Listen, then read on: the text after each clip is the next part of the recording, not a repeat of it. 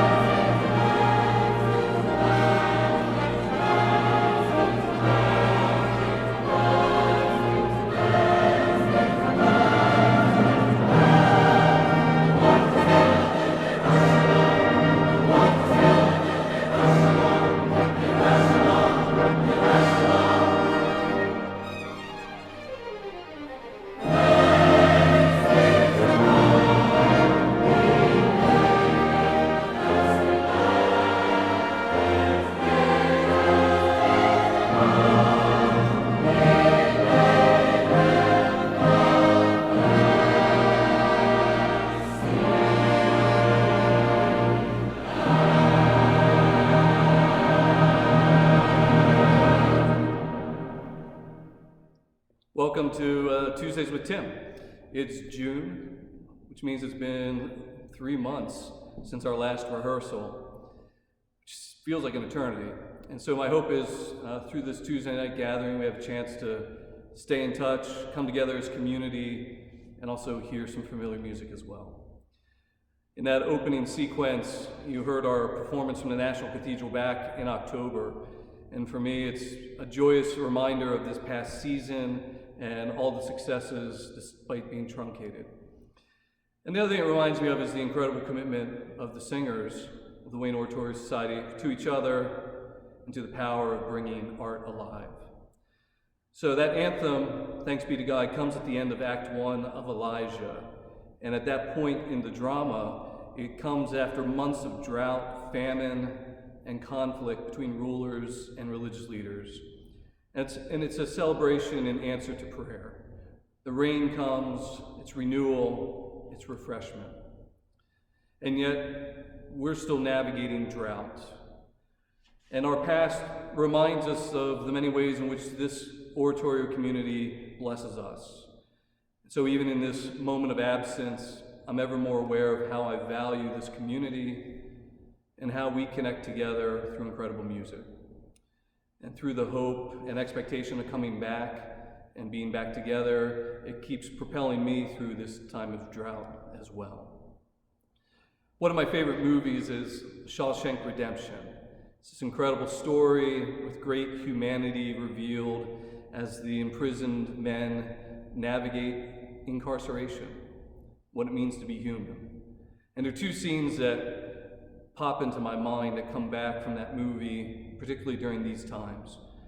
The first is when Brooks, the old librarian, he's lived a lifetime in Shawshank, and he finally comes up for parole and is released, even though he doesn't want to be back into the world. And as he's out wandering into the world, he's overwhelmed by how much it's changed in his time during Shawshank. And so as he's walking down the street, going to his home, he's watching the cars that go whizzing by, walking in this new world, and he says, "The world went and got itself in a big damn hurry." Later on in the movie, the main character, Andy Dufresne, writes a letter to his friend Red. Andy has already left prison, he escapes, and so Red comes up for parole and has a letter from Andy, who asks him to come join him in this special town in Mexico. And in it, Andy writes, "Hope is a good thing, maybe the best of things, and no good thing ever dies." A few months ago, I went to see the movie Just Mercy. It's a natural follow-up to Shawshank, and again, its portrayal of human frailty moved me profoundly. Midway into the film, the main character, Brian Stevenson, he can't reach a stay for an inmate on death row. And as the inmate is led to his execution, the other inmates begin banging on the bars of their cells with cups. The raucous sounds resonates through the whole building, it crescendos, and they continue up through the moment of the execution. And yet, such a simple act is a powerful reminder that the community was with this inmate even through his last minutes. Last week, I was back on the America's Got Talent, and I was struck by the performance of Archie Williams. Archie was incarcerated for 37 years for a crime he did not commit. And eventually, the Innocence Project took up his case, and it took over 20 years, but they finally saw the way to have him released back into the world. And through that long incarceration, he talked about how he used singing and prayer to sustain him. In prison, he watched America's Got Talent, and he also dreamed, hoped for that day when he too could perform there. And so he made it on stage, and before a packed house, he performs Elton John's "Don't Let the Sun Go Down on Me." And he absolutely stunned the room with his peaceful and yet vulnerable humanness. The chorus of the song is, "Don't let the sun go down on me. Although I search myself, it's always someone else I see. I just allow a fragment of your life to wander free. But losing everything is like the sun going down on me." A different context totally shifts the meaning and yet amplifies the power of that song. And so as we continue to hold on to hope and continue to look forward to the day when we come back together, I wanted to pause here for a moment as well and share a song with you. And it's an old song, and yet it's one that, through its nostalgia, just reminds us of a simple moment, a simple scene, and yet also provides the hope of what is yet to come.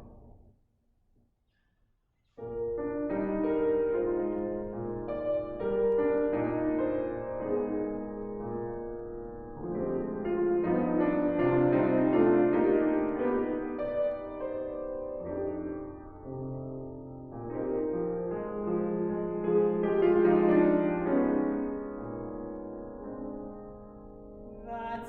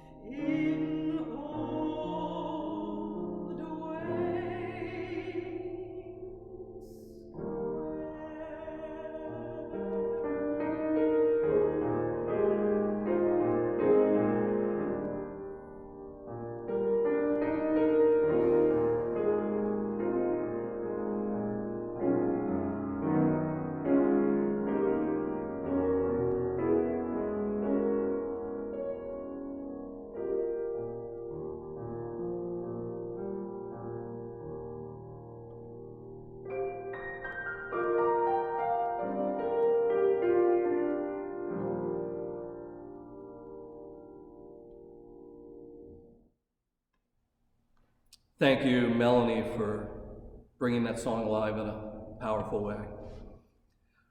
Now, months ago, I was already planning next season's programs. I keep a stack of scores in my office, keep a list on the computer as well of ideas, programs I encounter, conversations I have with people, and each year it's a matter of sifting through of where we are, where I think we should go, what are the possibilities. So back in 2011, the Wayne Oratorians performed Carl Jenkins' The Armed Man. And this modern work really struck us in a profound way, as well as our audience. It was written around the time of 9/11. It was a cry for peace, and it also ventured into multiculturalism as well. Now, Jenkins later wrote a sequel to The Armed Man about the time we performed The Armed Man, and it was called The Peacemakers. And in the preface he writes, "The Peacemakers is dedicated to the memory of all those who lost their lives during armed conflict, in particular, innocent civilians. When I composed The Armed Man, The Mass of Peace for the millennium, it was with the hope of looking forward to a century of peace. Sadly, nothing much has changed." Now, all of this process for me was happening before COVID-19 and George Floyd, and in these past 2 months, this work speaks even more powerfully to me than then. And so when we return to rehearsing and performing, we will perform Carl Jenkins' The Peacemakers, as well as Schiller's poem, Ode to Joy, his cry for one humankind, as set in the powerful music of Beethoven 9. And we'll bring these works to the Wayne community and beyond. See, as artists, we can transcend all the differences that are happening in the world. There's this unifying power of our music, and it takes us above all divides, ideologies, theologies. It reminds us that we are indeed one people gathered here on this planet, sharing this time and space together. And through these performances, we will offer a message of hope and peace to the Wayne community. Peter Gomes is one of my favorite authors. He's a pastor at Harvard Memorial Church on the campus of Harvard University. And he preached a sermon about speaking the truth in love. And at the conclusion of that sermon, he writes, "When all has been said and done, we are speaking about an interior process, an inner growth that tampers and tinkers with the most delicate parts of our machinery, the heart, the soul, the mind."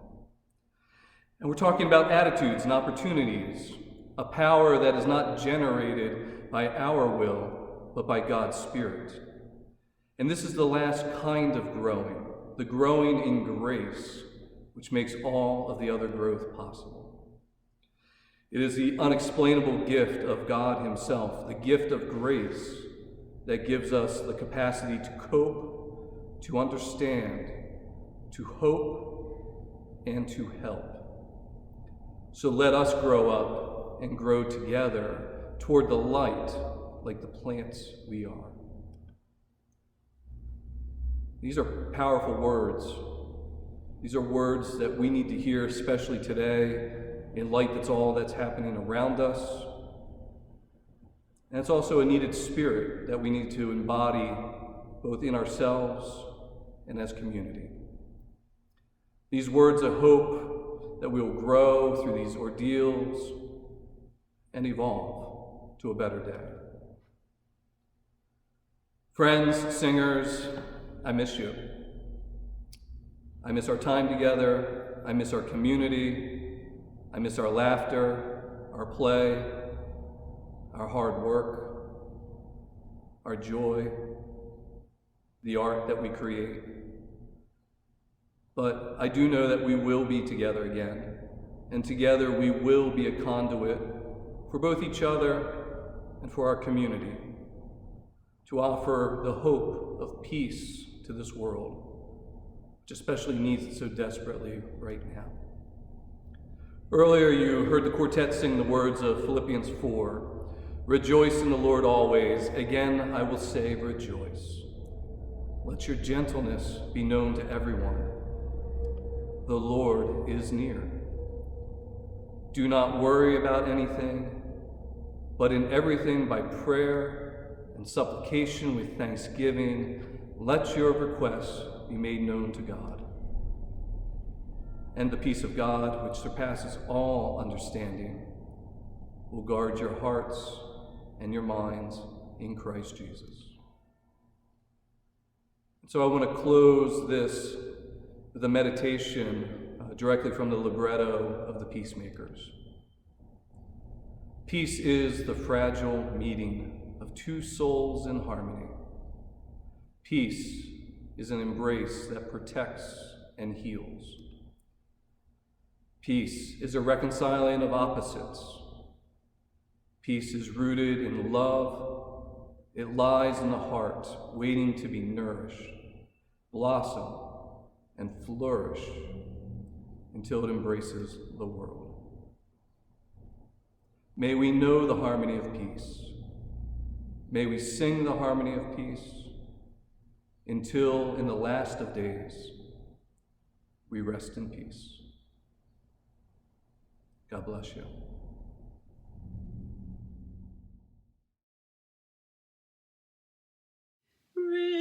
Rejoice in the Lord always, and again I say rejoice in the Lord always, and again I say rejoice, rejoice in the Lord always, and again I say rejoice, rejoice in the Lord always.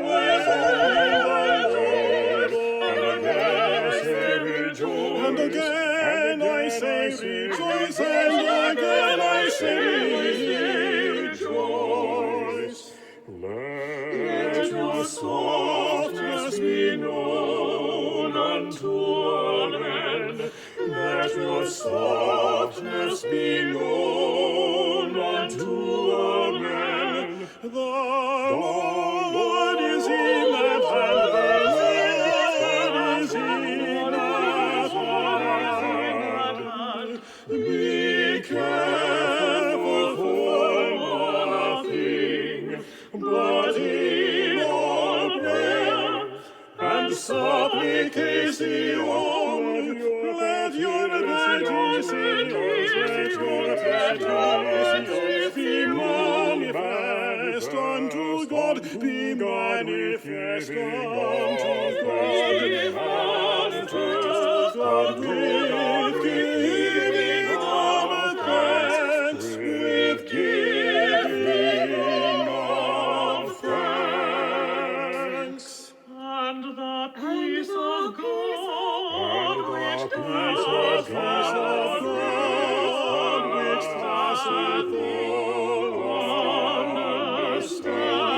keep your hearts and minds through Christ Jesus. Keep your hearts and minds, through Christ Jesus. Through Christ Jesus.